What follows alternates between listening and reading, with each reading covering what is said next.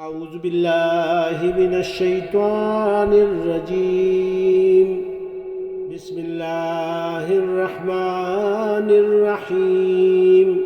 فإذا قضيتم الصلاة فاذكروا الله قياما وقعودا وعلى جنوبكم فإذا اطمأننتم فأقيموا الصلاة إن الصلاة كانت على المؤمنين كتابا موقوتا.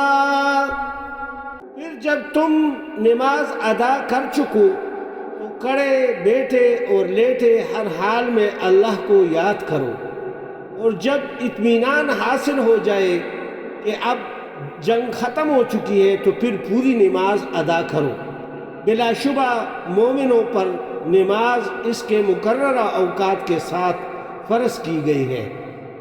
وَلَا تَهِنُوا فِي ابْتِغَاءِ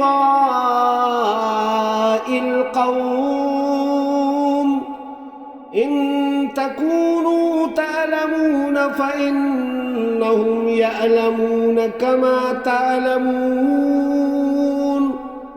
وَتَرْجُونَ مِنَ اللَّهِ مَا لَا يَرْجُونَ وَكَانَ اللَّهُ عَلِيمًا حَكِيمًا۔ اور مخالف قوم کے تعاقب میں کمزوری نہ دکھاؤ، یعنی کافروں کے مقابلہ میں۔ اگر تمہیں دکھ پہنچا ہے تو تمہارے ہی جیسا انہیں بھی دکھ پہنچا ہے، اور تم اللہ سے بھی اجر و ثواب کی امید رکھتے ہو اے مسلمانوں، جو وہ نہیں رکھتے، اور اللہ سب کچھ جاننے والا اور حکمت والا ہے۔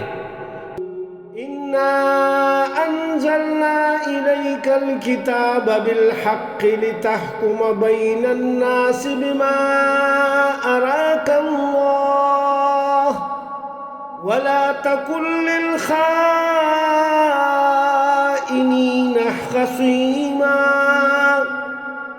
ہم نے آپ کی طرف سچی کتاب نازل کی ہے تاکہ جو کچھ بصیرت اللہ پاک نے آپ کو عطا کی ہے اس کے مطابق لوگوں کے درمیان فیصلہ کریں، اور آپ کو بددیانت لوگوں کی حمایت میں جھگڑا نہ کرنا چاہیے۔